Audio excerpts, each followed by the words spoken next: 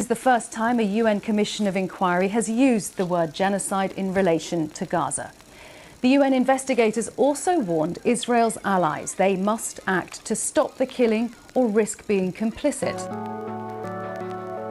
Beginilah pemandangan kota-kota di Gaza yang kini berubah menjadi kota hantu.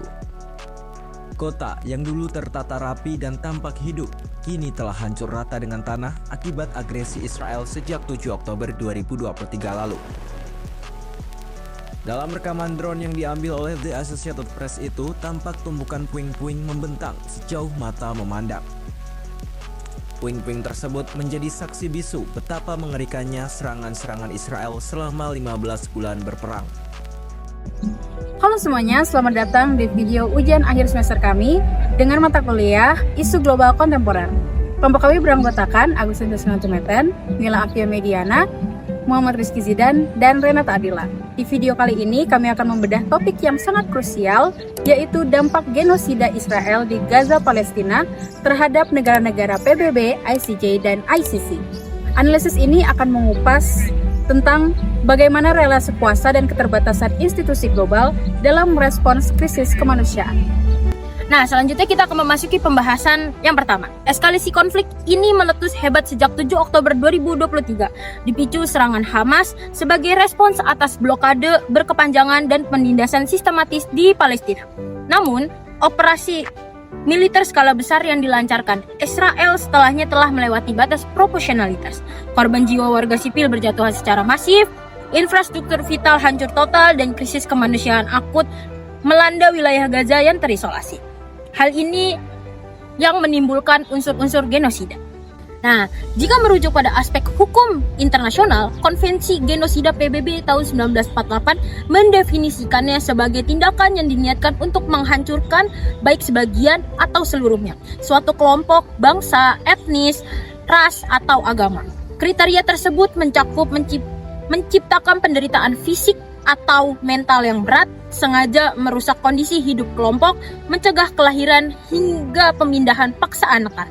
Tindakan blokade total ini yang termasuk air, listrik, makanan, serta pemboman tanpa henti di Gaza di Israel dinilai secara hukum telah memenuhi unsur sengaja menciptakan kondisi hidup yang bertujuan menghancurkan kelompok tersebut. Selanjutnya, untuk memahami dinamika ini, kita harus memetakan interaksi kekuasaan atau power interplay dari para aktor yang terlibat. Di ranah aktor utama, kita melihat Israel yang bertindak sebagai subjek genosida namun berlindung di balik narasi hak pertahanan diri atau self-defense demi menjaga legitimasi politiknya. Di sisi lain, Palestina yang menjadi korban terus menuntut gencatan senjata dan perlindungan internasional. Selain aktor utama, ada pula kekuatan penyeimbang dari aktor pendukung, Afrika Selatan. Tampil sebagai pelopor aksi hukum dengan menyeret kasus ini ke International Court of Justice atau ICJ guna meruntuhkan standar ganda barat. Langkah ini disusul oleh negara-negara Global South yang memberikan intervensi hukum demi menjaga stabilitas ketertiban dunia. Sementara itu, lembaga penengah seperti PBB, ICJ, dan ICC berupaya menegakkan supremasi hukum internasional yang terus didorong oleh desakan kuat dari NGO dan gerakan kemanusiaan sipil global di seluruh dunia.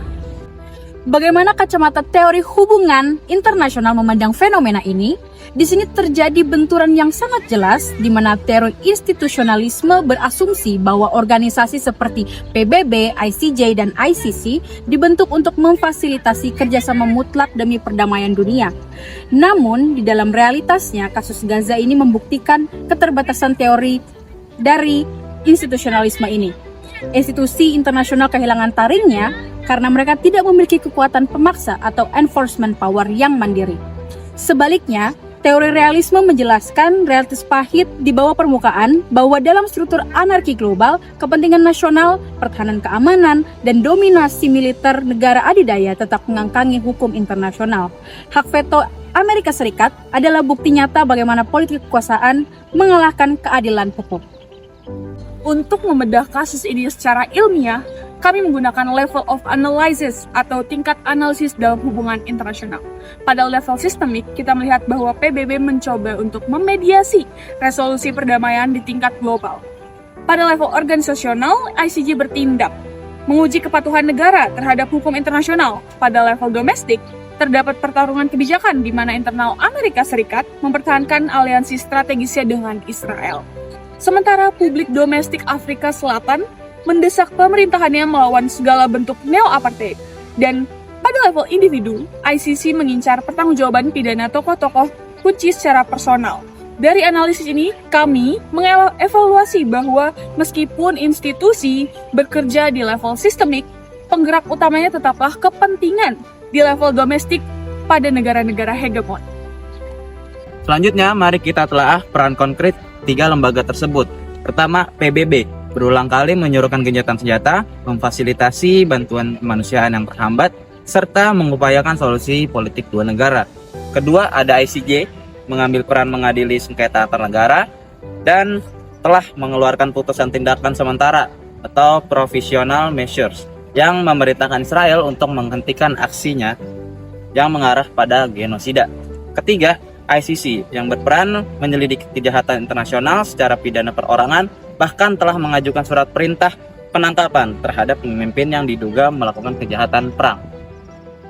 Namun, disinilah letak ironinya. Peran penting tersebut justru membentur tembok tebal polarisasi dunia. Di dalam tubuh PBB, hak veto anggota tetap Dewan Keamanan melumpuhkan penegakan hukum. Di ICJ, putusan yang mengikat secara hukum seringkali diabaikan begitu saja oleh Israel tanpa adanya sanksi real.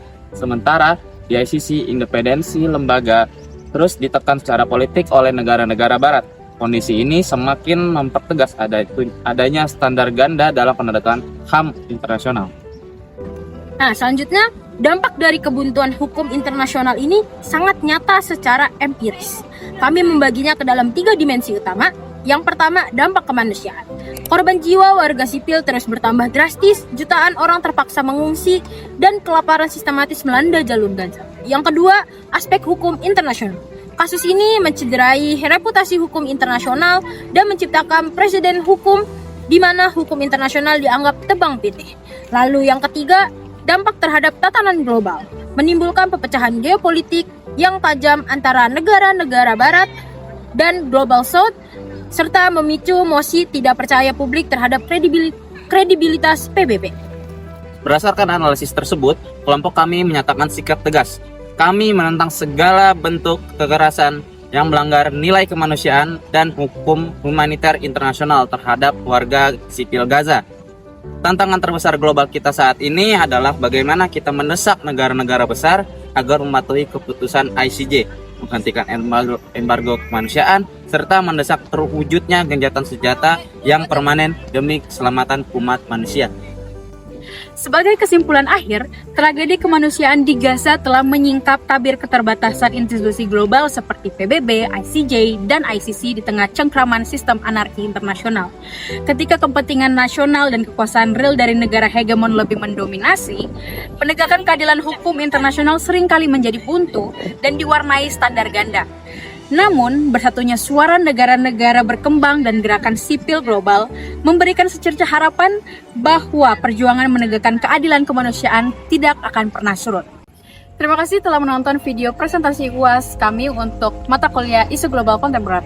Mohon maaf apabila ada kesalahan maupun kekurangan di dalam video ini. Jangan lupa untuk like, komen, dan juga subscribe video ini. Wassalamualaikum warahmatullahi wabarakatuh.